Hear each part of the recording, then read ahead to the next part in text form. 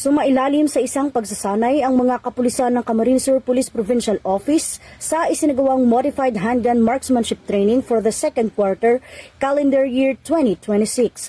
Noong Marso 20, bandang alas 7:30 ng umaga sa Tara Firing Range, Barangay Tara, Sipokot, Camarines Sur. Isinagawa ang nasabing pagsasanay bilang bahagi ng patuloy na pagpapatibay ng operasyonal na kahandaan at pagpapahusay ng kasanayan ng kapulisan sa wastong paggamit ng service firearm. Pinangunahan ito ng Regional Support Training Unit 5, katuwang ang Regional Education and Training Division Mobile Training Team sa ilalim ng mahigpit na pangangasiwa ng Camarines Sur Provincial Human Resource and Doctrine Development. Alinsunod sa direktiba ng Chief PNP, focused agenda, partikular sa management of resources at patuloy na pagpapaunlad ng kakayahan ng mga tauhan. Dinaluhan ito ng piling PNP personnel na aktibong sumabak sa iba't ibang marksmanship exercises at live firing drills.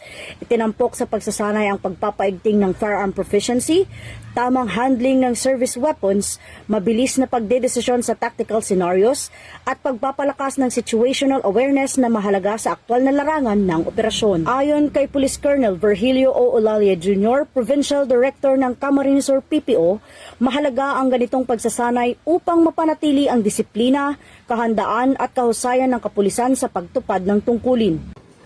Mula dito sa Camarines Sur Police Provincial Office, ako po si Patron Buman Reyna Lindalo, nag-uulat para sa Police News Network, at ito ang bagong PNP para sa bagong Pilipinas, serbisyong mabilis, tapat at nararamdaman.